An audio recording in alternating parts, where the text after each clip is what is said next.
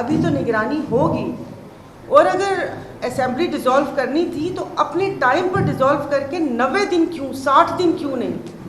آپ میری طرف سے ایک سوال پوچھیے گا کہ کبھی کوئی کانفرنس ہو پیپلز پارٹی والوں سے کہ 60 دن کیوں نہیں، 90 دن کیوں؟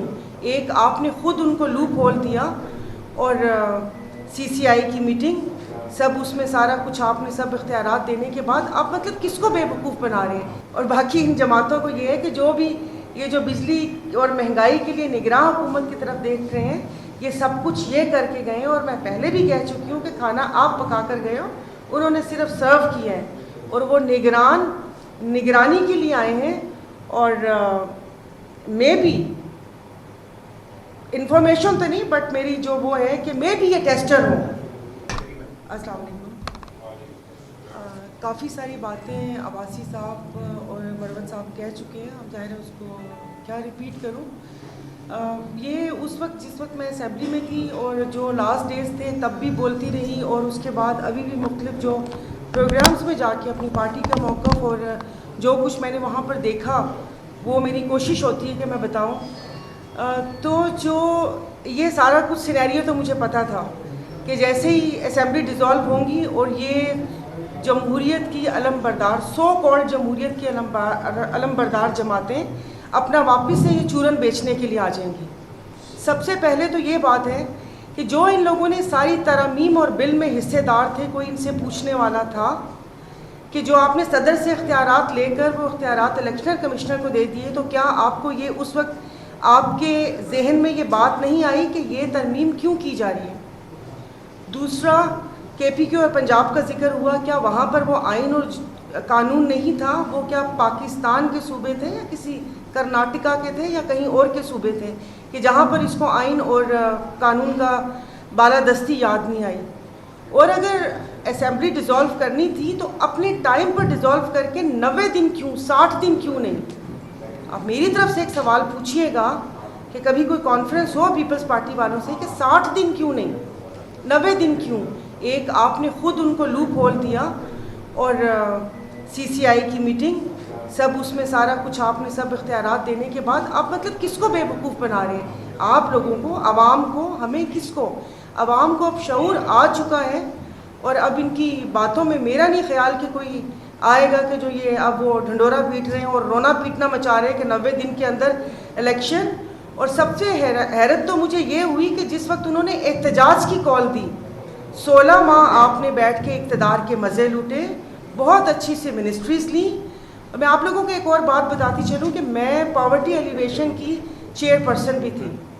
تو پچھلے 1.5 سال سے، چلیں 4 منتھس وہ مائنس کر دیں، تو پچھلے اگست سے لے کر یہ اگست 1 سال جو سندھ کو 80 ارب روپے امداد دی گئی، جو ڈالرز میں الگ جو 10,000 ڈالر اور پتہ نہیں کیا کیا ہے، وہ میں ان سے پوچھتی رہ گئی. مجھے اس 1 سال میں این ڈی ایم میں، پی ڈی ایم میں اور ڈی ڈی ایم میں ایک 54 پائی کا حساب بھی نہیں دے پائی کہ انہوں نے کہ وہ امداد باٹی کیسے ہے.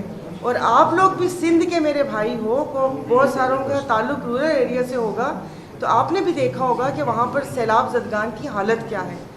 تو وہ تو میرے خیال میں پھر آگے تک کے لیے پیسے رکھے ہوئے ہوں گے. باقی یہ کہ ظاہر ہے جو پارٹی کا موقف ہے وہی مطالبہ ہے کہ صاف اور شفاف الیکشن. اب سمجھنے کی ضرورت یہ ہے کہ یہ پارٹی 90 دن کے لیے الیکشن، 90 دن کے اندر کیوں الیکشن مانگ رہی ہے؟ اس لیے کہ پیپلز پارٹی کمفرٹ زون میں ہے کہ ان کے اتنے انہوں نے اپنے انتظامات کیے ہوئے ہیں، یا ان کو اتنی شیورٹی ہے کہ آگے جو الیکشن ہوں گے وہ اپنے جو انہوں نے انتظامات کیے ہوئے ہیں، جو ہوتی ہے ٹرانسفر، پوسٹنگ، اے سی ڈی سی، ایون جو بلدیاتی الیکشن ہوئے اس میں لگ رہا تھا کہ ہمارا جو مقابلہ ہے وہ کسی امیدوار سے نہیں ہے، ریاست کے ساتھ ہے، کہ ڈی سی اور پولیس والوں کے ساتھ ہے. تو اب یہ کمفرٹ زون میں ہے. نون لیگ کے بہت سارے وزراء میری اطلاع کے مطابق، ایک آج گیا ہے اور 2-3 کل پرسوں بیرون ملک چلے جائیں گے، تو اس کا مطلب ہے کہ الیکشن کا کوئی وہ نہیں ہے. اور جو سن رہے ہیں، سوری میری بات لمبی ہو گئی، جو ابھی رپورٹس آ رہی ہیں، جو کامران خان، اعزاز سید اور جو اسلام آباد میں بھی یہ سندھ کے حالات گونج رہے ہیں کہ جو بہت سارے لوگوں کا نام نو فلائنگ لسٹ میں ECL میں ڈالا گیا ہے اور تھوڑی سی کھلبلی مچی ہوئی ہے، تو وہ تھوڑے پسینے چھوٹ رہے ہیں کہ 90 دن کے اندر واپس سے الیکشن ہو جائے. बिकॉज वो कंफर्ट जोन में है और उसके बाद वापस वो इक़्तिदार में आ जाए। तो बस ये कि अगर 90 दिन के अंदर ऐसे ही 2018 वाले इलेक्शन होने हैं कि वो लग रहा था कि काउंट डाउन हो रहा था, कि GDA की टीवी में दिख रहा था कि 10, 8, 7, 6, 3, 2 और एक के बाद लग रहा था कि कोई कहेगा कैमरे की तरफ देख के हाथ हिला दें, आपके साथ प्रैंक हो गया है। अगर वैसे इलेक्शन है तो खुदारा फिर बस हम ऐसे ही बैठे हुए हैं। और बाकी इन जमातों को ये है कि जो भी ये जो बिजली और महंगाई के लिए निगरान हुकूमत की तरफ देख रहे हैं, ये सब कुछ ये करके गए हैं। और मैं पहले भी कह चुकी हूँ कि खाना आप पका कर गए हो, उन्होंने सिर्फ सर्व किया है और वो निगरानी के लिए आए हैं।